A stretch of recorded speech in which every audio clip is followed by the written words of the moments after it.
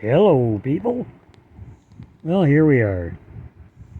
We got all of our heatsink measured, drilled. All components are now mounted on it. Balanced resistor, our MRF 300s. They're not soldered yet. I went through, zeroed off all the bias. So, gotta bring those up to 2.5 volts each one. They'll be happy. Keep that bias under 3.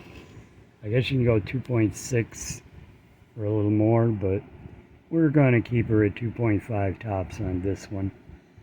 I don't want a kilowatt. I'm going to do right around 800 watts. I'll be happy.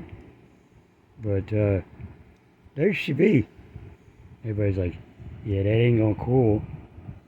I got 320 millimeter cooling fans. Or I'm going to put two 140 millimeter cooling fans on it, and on the back there's plenty of heatsink, bros. There's got to be about 8 pounds of heatsink right there. But so far that's it. I don't know if I'm going to go any further. I'm getting hungry. Kind of worked through my normal dinner time. Now it's 9 something. Starting to feel hungry. I kind of want to fire up the soldering iron here. Solder these MRF 300s down. Apply some 12 volts to it. And set these biases.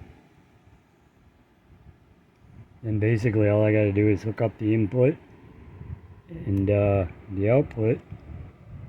I can do a raw down and dirty on the air test with it. You know, I still haven't put the cabinet together or nothing else. I wanted the main chassis together first, because I want to know where I'm going to have to drill for my standoffs. Because it's going to sit in there opposite what you see now. It's going to sit in there completely flipped heatsink up. And that's where the fans will be, on the bottom of the heatsink. So when you open the top of the amplifier, all you're going to see is heatsink fins. And then off to the side, you'll see the two, power supplies. There's going to be 2 of them in there. Probably like that. So I have 2 of these. I'll have another one of these paired with this parallel for 52 amps, or 32 amps, excuse me. They'll be running at 56 or 54 volts.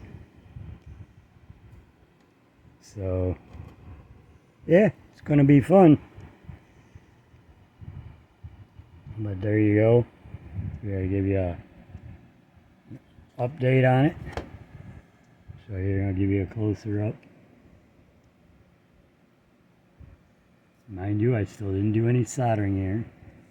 It's still all rough.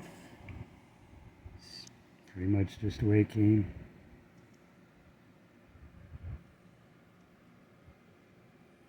That's a 250 watt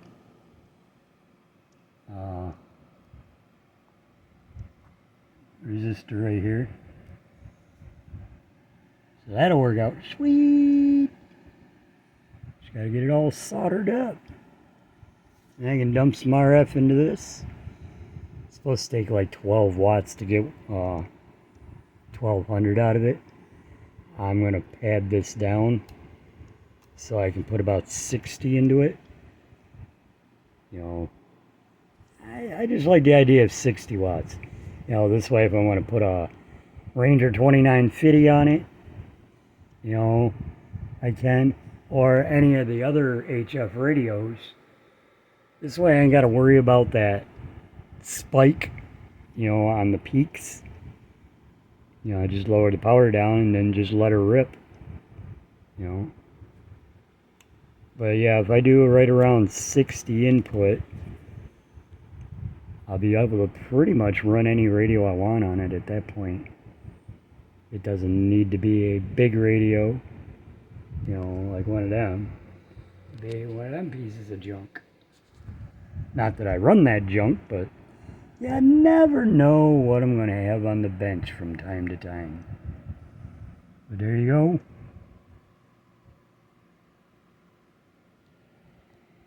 Just a quick update.